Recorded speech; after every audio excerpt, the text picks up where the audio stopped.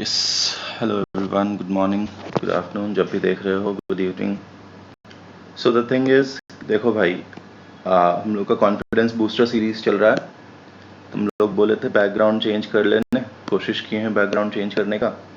पसंद आए तो ठीक है, नहीं पसंद आए तो भाई इससे ज़्यादा आप कुछ नहीं कर सकते। So look, the first question says the first English newspaper पेपर। द फर्स्ट यहाँ पे things to be noted are English newspaper of Bihar is or was, to be specific। ठीक है, तो देखो बहुत सारा लोग, तुम लोग बिहार हेराल्ड मार देगा। बिहार हेराल्ड इंग्लिश न्यूज़पेपर तो था, but was it daily? No dear, it was not daily, it was weekly newspaper। Remember this। The answer to this question will be Searchlight। Searchlight was the first daily English newspaper।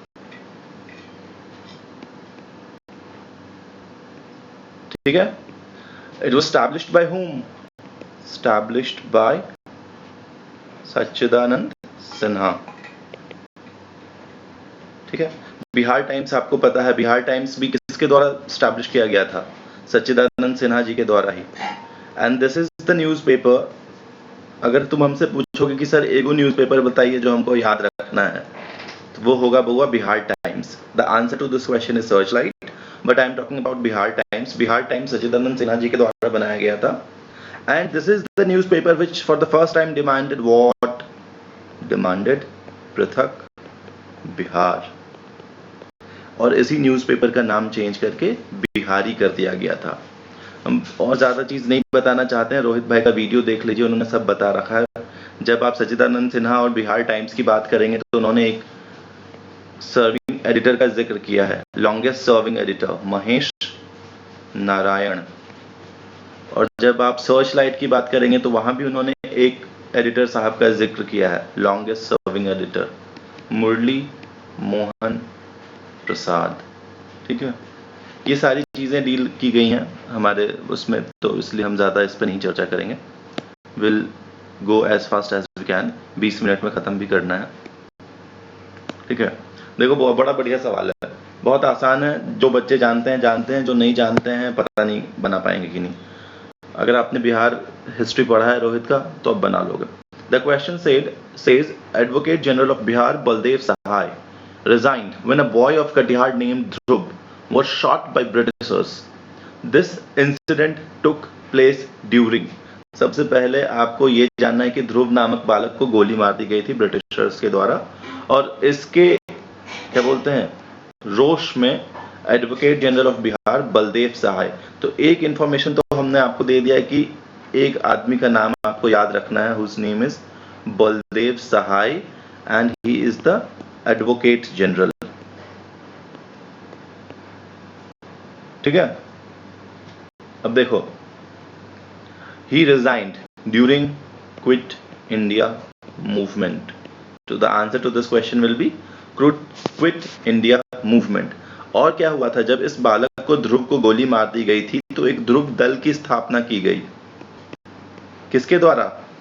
मतलब who was the major person in this? The major person was JP. ठीक है, Quit India movement का striking features क्या है हुआ? Parallel government. एक चीज तुम ध्यान देना, पैरेलल गवर्नमेंट सबसे पहले कहां बना था? 1857 आरा में। बताना आप मुझे किन्होंने बनाया था, कुंवर सिंह ने या अमर सिंह ने? ये आप मुझको बताना कमेंट करके। ठीक है, so the striking feature two of this quit India movement was parallel government. ये सब हम रिपीट कर रहे हैं। बलिया में किसने बनाया था? चित्तू पांडे, है ना। तालचर में किसने बनाया था? लक्ष्मण नायक। अब तुम मुझे कमेंट करके बताना कि लॉन्गेस्ट पैरेलल गवर्नमेंट कहाँ का था। ठीक है, इससे ज्यादा हम इस पे चर्चा करेंगे तो ठीक नहीं रहेगा। क्विट इंडिया मूवमेंट की जब आप बात करते हो तो एक आपको उषा मेहता जी का नाम आपको ध्यान में रखना चाहिए। उषा मेहता, उषा मेहता कौन थी? अंडरग्राउंड रेडियो चलाती थी। ठीक है,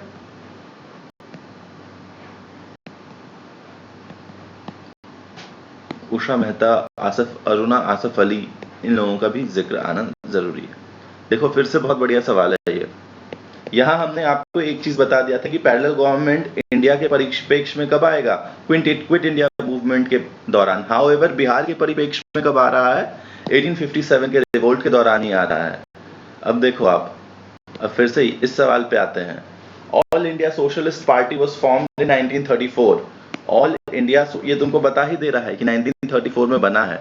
the first president of all India socialist party was, तो अगर आप प्रेसिडेंट की बात करेंगे तो the first all India socialist party 1934 में बना था। और इसके सिर्फ दो ही नाम आपको याद रखने हैं। पहला नाम है नारायण देव, आचार्य नारायण देव,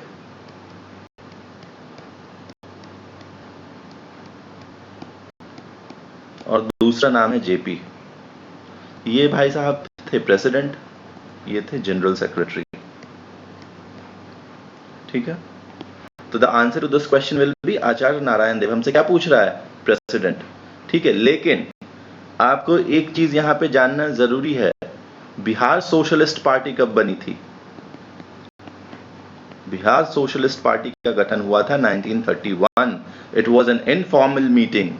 इनफॉर्मल मतलब ऐसे चाय पानी पे बैठे हैं, वो पार्टी खोल दी है, कोई फॉर्मली नहीं बुलाया गया था किसी को। इनफॉर्मल मीटिंग कहां पे, फूलन प्रसाद वर्मा के रेसिडेंस पे। कहां था उनका रेसिडेंस, पटना में। ठीक है, एक चीज और देख लो, ऑल इंडिया सोशलिस्ट पार्टी बन रहा है 1934 में, लेकिन बिहार सोशलिस्ट पार्टी कब बन रहा है, 1931 में। तो बिहार यहां भी लीड कर रहा है। इंडिया जो जो सोचता है बिहार वो सब पहले कर चुका होता है, और आज हम कहां हैं, रहने देते हैं, इस सब पे चर्चा नहीं करते हैं। ठीक है, तो नंगी स्ट्राइक ऑफ छपरा अकर ड्यूरिंग, नंगी स्ट्राइक ऑफ छपरा कब हुआ था, तो ये हुआ था, आपको ये ध्यान रखना चाहिए, ये हुआ था सिविल डिसोबीडियंस मूवमेंट में। अगर आप इसकी बात करो तो इसमें एक चौकीदारी टैक्स को भी लोगों ने पे करने से मना किया था। आप इसका मुझे जगह बताओगे, बेगूसराय में लिख रहा हूं, आप बताओगे ये सही है या गलत है। ठीक है, जब आप सिविल डिसोबीडियंस मूवमेंट की बात करोगे, सब चीजें हो चुकी हैं। ये 385 किलोमीटर्स है, कहां से कहां तक है। ठीक है, दांडी टू साबरमती, कितने लोग थे, 78 पीपल से स्टार्ट हुआ था, यहाँ आते आते थाउजेंड्स में आ गए थे। डेट क्या है, 12 मार्च 1930, 6 अप्रैल 1930, हाउ मेनी डेज, 24 डेज। ठीक है, एवरीथिंग यू नो। बट जो चीज हम देखो भाई, हम क्वेश्चन मेनली क्यों फ्रेम कर रहे हैं, क्वेश्चन हम लोग इसलिए बना रहे हैं, ये सब चीज तुमको बताया जा चुका है, टेस्ट के माध्यम से, वीडियो के माध्यम से बताया, ये भी तुमको वीडियो के माध्यम से गया है। बट इस पर हम री एम्फेसिस कर रहे हैं कि अगर कहीं परीक्षा में आ जाए, ये सब तो तुमको हम टेस्ट में बार बार बोल के याद करवा दिए हैं। ये सब पॉइंट छूटा हुआ था, इसलिए हम तुमको वापस से रीइटरेट कर दे रहे हैं इन चीजों को। ठीक है, देखो इसमें एक ऑप्शन मिला नहीं, और ये क्वेश्चन ना हम रोहित भाई के क्वेश्चन से पहले ही फ्रेम कर लिए थे। हम आपको ये चीज बता दें, दोनों, the two of us, Rohit and my self, हम लोगों ने इस इंसान का जिक्र किया है। उन्होंने भी अपने वीडियो में किया है, आज सुबह मैं देख रहा था, और मैंने भी अपने वीडियो में किया है, जबकि मतलब we did not talk about this lady. So who is she, Ketanji Brown Jackson. She is the first black women who got Supreme Court की जज बनी है ये यूएसए में। ठीक है, Tomb of Sand is written by whom?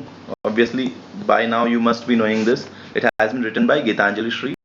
इस book को क्या मिला है, इंटरनेशनल बुकर प्राइज। ठीक है, विनय मोहन पात्रा कौन है, आपको पता होगा, न्यू फॉरेन सेक्रेटरी हैं।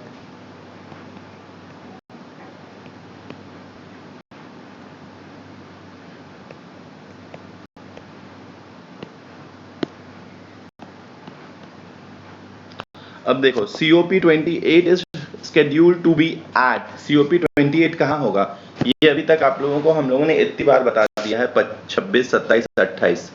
COP26, COP27, COP28। 26 कहाँ है, ग्लासगो में, 27 कहाँ है, इजिप्ट में, और 28 कहाँ होने वाला है, यूएई में। इसके साथ साथ हम आपको एक और चीज बता देते हैं, यूएई ने क्या डिसाइड करा है, यूएई ने डिसाइड किया है कि वो कार्बन न्यूट्रल होंगे। By what date, carbon neutrality achieve करेंगे बाय 2050। अगर आप कॉप 26 की बात करोगे तो यहाँ इंडिया ने क्या बोला है, इंडिया ने बोला है net zero carbon emission by what date, by 2070। Remember these things, है ना। I hope we are recording dear, let me see it once, ठीक है।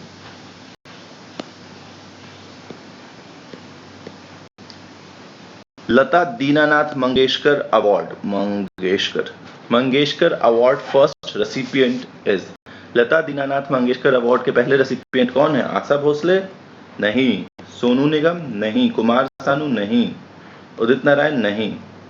The answer to this will be PM Modi. याद रखिएगा, जो लोग पढ़े हैं वो तो तुरंत टिक मार देंगे पीएम मोदी में, जो नहीं पढ़े हैं वो कोनो सिंगर में टिक मार देंगे। तो सिंगर इसका आंसर नहीं है, इसका आंसर है पीएम मोदी, इसलिए इसका आंसर हो जाएगा ई। ठीक है, बड़ी आसान आसान सवाल दिए हैं वो आज हम। देखो, host of FIFA under 17 women world cup 2022 is India. ठीक है, श्रीलंका क्यों रखा है, श्रीलंका में अभी एशिया कप हो रहा है। इंडिया पाकिस्तान का मैच देखा होगा आपने, जहां हार्दिक पांड्या ने पाकिस्तान के मुंह से जीत छीन लाई थी। अर्लियर,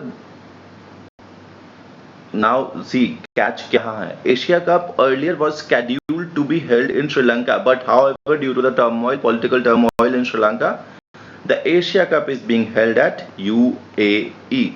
तो ध्यान रखिएगा, सवाल क्या पूछ रहा है, एशिया कप हो कहाँ रहा है, अगर ये पूछ रहा है तो यूएई आंसर होगा इसका।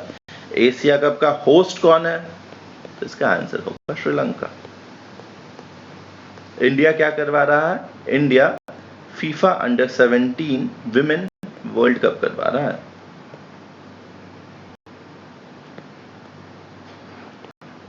ठीक है,